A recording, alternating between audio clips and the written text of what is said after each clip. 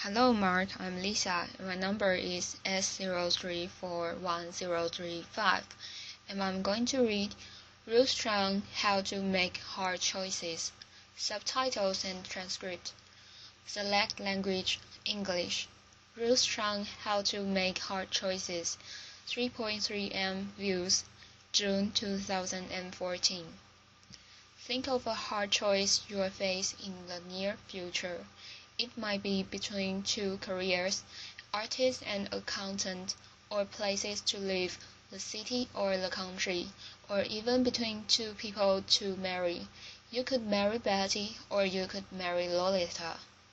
Or it might be a choice about whether to have children, to have an ailing parent move in with you, to raise your child in a religion that your partner lives by but leaves you cold, or whether to donate your life savings to charity. Chances are the hard choice you thought of was something big, something momentous, something that matters to you. Hard choices seem to be occasions for agonizing handwriting, the gnashing of teeth. But I think we've misunderstood hard choices and the role they play in our lives. Understanding hard choices uncovers a hidden power each of us possesses. What makes a choice hard is the way the alternatives relate. In any easy choice, one alternative is better than the other. In a hard choice, one alternative is better in some ways, the other alternative is better in other ways, and neither is better than the other overall. You agonize over whether to stay in your current job in the city or uproot your life for more challenging work in the country, because staying is better in some ways, moving is better in others, and neither is better than the other overall. We shouldn't think that all hard choices are big. Let's say you are deciding what to have for breakfast. You could have high-fiber bran, cereal, or chocolate donut. Suppose what matters in the choice is tastiness, and healthfulness. The cereal is better for you, the donut tastes way better, but neither is better than the other overall, a hard choice. Realizing that small choices can also be hard may make big hard choices seem less intractable. After all, we managed to figure out what to have for breakfast, so maybe we can figure out whether to stay in a city or uproot for the new job in the country. We also shouldn't think that hard choices are hard because we are stupid. When I graduated from college, I couldn't decide between two careers, philosophy and law. I really loved philosophy. There are amazing things you can learn as a philosopher, and all from the comfort of an armchair. But I came from a modest immigrant family where my idea of luxury was having a pork tongue and jelly sandwich in my school lunch box. So the thought of spending my whole life sitting around in armchairs just thinking, well, that struck me as a height of extravagance and frivolity. So I got out my yellow pad, I drew a line down the middle, and I tried my best to think of the reasons for and against each alternative. I remember thinking to myself, if only I knew what my life in each career would be like. If only God or Netflix would send me a DVD of my two possible future careers, I'd bet I'd be set. I'd compare them side by side. I'd see that one was better, and the choice would be easy. But I got no DVD, and because I couldn't figure out which was better, I did what many of us do in hard choices. I took the safest option. Fear of being an unemployed philosopher led me to become a lawyer, and as I discovered, lawyering didn't quite fit. It wasn't who I was. So now I'm a philosopher, and I study hard choices, and I can tell you that fear of the unknown, while a common motivational default in dealing with hard choices, rests on a misconception of them. It's a mistake to think that in hard choices, one alternative really is better than the other, but we are too stupid to know which, and since we don't know which, we might as well take the least risky option. Even taking two alternatives side by side with full information, a choice can still be hard. Hard choices are hard not because of us or our ignorance. They are hard because there is no best option. Now, if there's no best option, if the scales don't tip in favor of one alternative over another, then surely the alternatives must be equally good. So maybe the right thing to say in hard choices is that they are between equally good options, but that can't be right. If alternatives are equally good, you should just flip a coin between them, and it seems a mistake to think, here's how you should decide between careers, places to live, people to marry. Flip a coin. There's another reason for thinking that hard choices aren't choices between equally good options. Suppose you have a choice between two jobs. You could be an investment banker or a graphic artist. There are a variety of things that matter in such a choice, like the excitement of the work, achieving financial security, having time to raise a family, and so on. Maybe the artist's career puts you on the cutting edge of new forms of pictorial expression. Maybe the banking career puts you on the cutting edge of new forms of financial manipulation. Imagine the two jobs however you like so that neither is better than the other.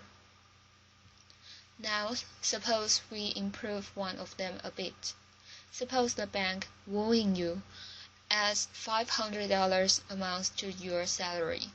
Does the extra money now make the banking job better than the artist one? Not necessarily. A higher salary makes the banking job better than it was before, but it might not be enough to make being a banker better than being an artist. But if an improvement in one of the jobs doesn't make it better than the other, then the two original jobs could not have been equally good.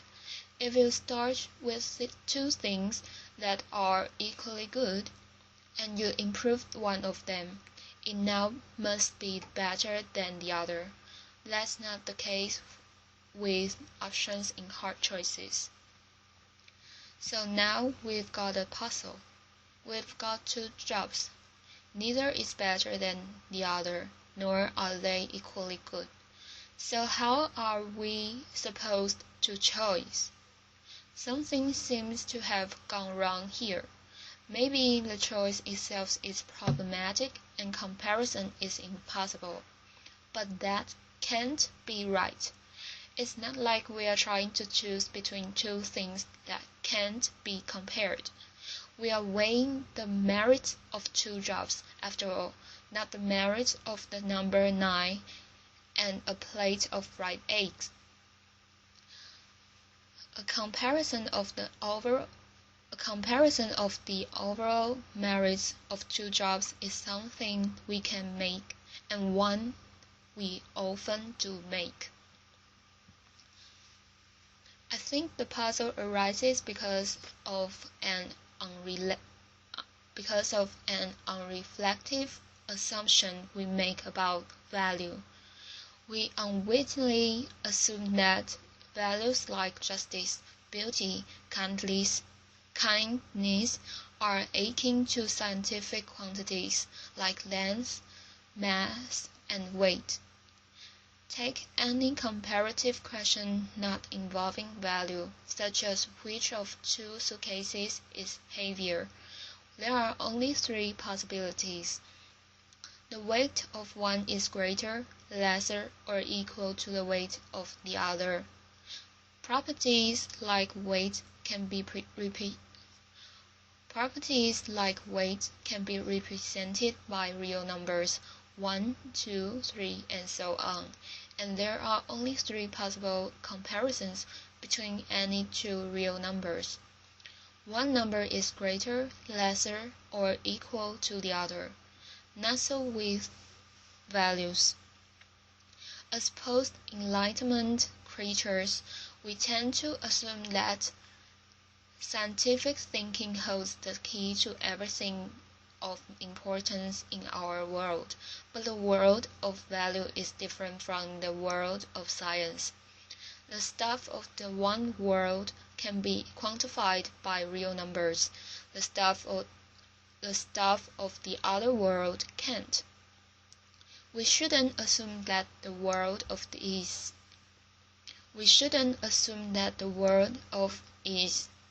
of length and weight, has the same structure as the world of what we should do. So if what matters to us, a child's delight, the love you have for your partner, can be represented by real numbers, then there's no reason to believe that in choice there are only three possibilities, that one alternative is better, worse, or equal to the other. We need to introduce a new force relation beyond being better, worse, or equal. That describes what's going on in hard choices. I like to say that the alternatives are on a par. When alternatives are on a par, it may matter very much which you choose, but one alternative isn't better than the other. Rather, the alternatives are in the same neighborhood of value, in the same league of value, while at the same time being very different in kind of value. That's why the choice is hard. Understanding hard choices in this way uncovers something about ourselves we didn't know. Each of us has the power to create reasons. Imagine a world in which every choice you face is an easy choice. That is, there's always a best alternative. If there's a best alternative, then that's the one you should choose, because part of being rational is doing the better thing rather than the worst thing. Choosing what you have most reason to choose. In such a world, we'd have most reason to wear black socks instead of pink socks, to eat cereal instead of donuts, to live in the city rather than the country, to marry Betty instead of Lolita. A world full of only easy choices would enslave us to reasons. When you think about it, it's nuts to believe that the reason given to you dictated that you had most reason to pursue the exact hobbies you do, to live in the exact house you do, to work at the exact job you do. Instead, you faced alternatives that were on a par. hard choices, and you made reasons for yourself to choose that hobby, that house, and that job. When alternatives are on a par, the reasons given to us, the ones that determine whether we are making a mistake or silent as to what to do, is here, in the space of hard choices, that we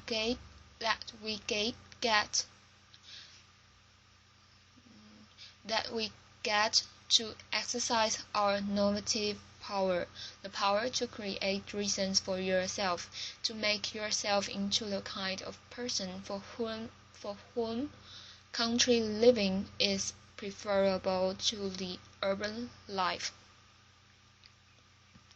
When we choose between options that are on a par, we can do something really rather remarkable. We can put our very selves behind an option. Here's where I stand. Here's who I am. I am for banking. I'm for chocolate donuts. This response in hard choices is a rational response, but it's not dictated by reasons given to us. Rather, it's supported by reasons created by us. When we create reasons for ourselves to become this kind of person, rather than that, we wholeheartedly become the people that we are. You might say that we become the authors of our own lives. So when we face hard choices, we shouldn't beat our head against a wall trying to figure out which alternative is better. There is no best alternative.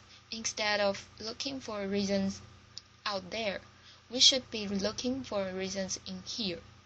Who am I to be?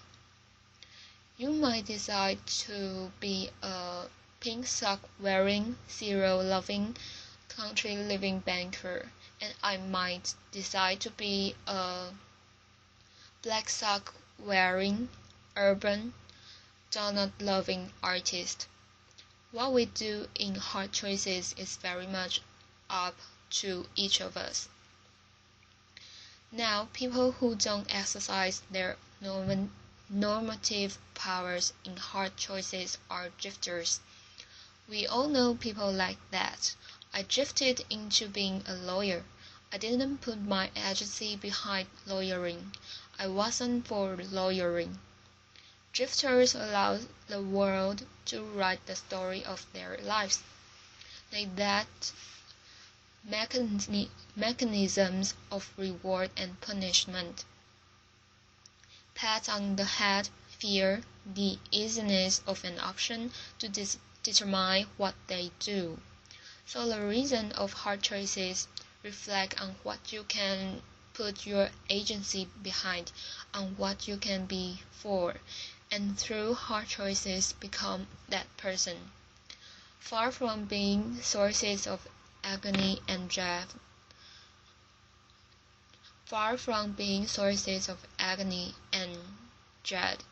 hard choices are precious opportunities for us to celebrate what is special about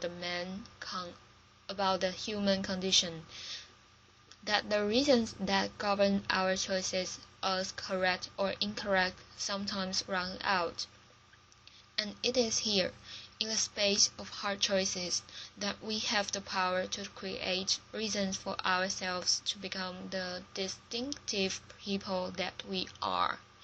And that's why hard choices are not a curse but a godsend. Thank you.